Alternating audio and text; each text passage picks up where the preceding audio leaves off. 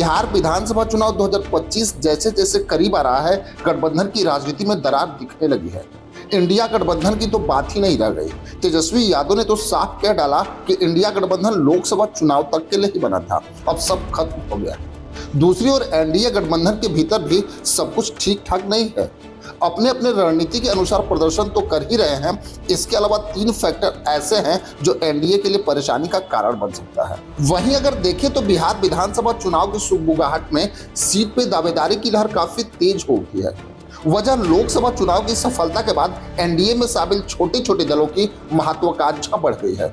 अभी seat demand से NDA नेतृत्व को जोरदार झटका हिंदुस्तानी आवाम मोर्चा यानी जीतनराम मांझी ने दिया है। वैसे अगर देखें तो पहला झटका केंद्रीय मंत्री जीतनराम मांझी ने एनडीए को दिया है। केंद्रीय मंत्री जीतनराम मांझी ने जो बात कही वो एनडीए नेतृत्व को झकझोर देगी। जीतनराम मांझी ने साफ कहा कि वैसे तो पार्टी के भीतर चर्चा 40 विधानसभा सीटों पर चुनाव लड़ने को लेकर हो रही है, पर हम का जो चुनावी प्रदर्शन रहा और पार्टी की जो ताकतें वोट बैंक के सहारे हैं, उसके अनुसार कम से कम हमें 20 सीटें मिलनी चाहिए। लोकसभा चुनाव में हम का स्ट्राइक रेट 100% रहा। ये वे तब कर रहे हैं जब साल 2020 के विधानसभा चुनाव में जीतनराम मांझी के पार्टी को 7 सीटें मिली, जिसमें वो 4 जीत पाए।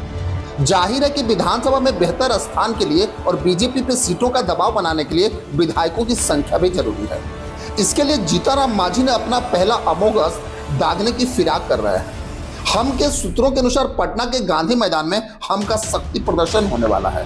जीतनराम मांझी ने इसके लिए अभी से तैयारी भी शुरू कर दी है। कार्यक्रम यह है कि गांधी मैदान को 3 लाख कार्यकर्ताओं के जरिए पाट दिया जाए, फिर डिमांड की जाए। वैसे अगर देखें तो डिमांड को लेकर लोजपा की ओर से पहले ही बात आ गई थी कि लोजपा बिहार विधानसभा चुनाव में 70 सीटों पर चुनाव लड़ेगी।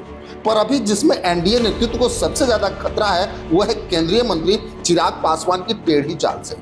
चिराग पासवान ने सब कुछ जानते हुए कुख्यात रईस ब्रदर्स को पार्टी की सदस्यता दिला दी। राजनीतिक जानकारों का यह कहना है कि उनका यह कदम एनडीए की छवि को डैमेज कर रहा है। जदयू के रणनीतिकारों को यह बात तब और बुरी लग गई जब उन्हें मालूम हुआ कि चिराग पासवान ने उस खान रईस ब्रदर्स को पार्टी में शामिल कराया जिसे नीतीश कुमार ने जदयू में आने से मना कर दिया था। वहीं मकर संक्रांति के इस पर्व के समय एक बड़ी बात तब हो गई जब राष्ट्रीय लोक जनशक्ति पार्टी के अध्यक्ष पशुपति पारस ने खुद एनडीए से अपने आप को अलग मान लिया। राजद सुप्रीमो लालू प्रसाद यादव से मिलकर उन्होंने एक अलग ही मैसेज दे दिया। पशुपति पारस के यहाँ लालू यादव के पहुंचने से यही संदेश गया कि अब पशुपति पारस लालू के साथ खड़े हो गए। यह एनडीए के लिए बड़े झटके जैसा है। पशुपति पारस के चुनाव में उतरने से पासवान वोटों में विभाजन का खतरा एनडीए को साफ दिखेगा। वैसे तो लोक जनशक्ति पार्टी के समय से ही रामविलास पासवान के चुनावी व्यवस्थापक पशुपति पारस ही हुआ करते थे।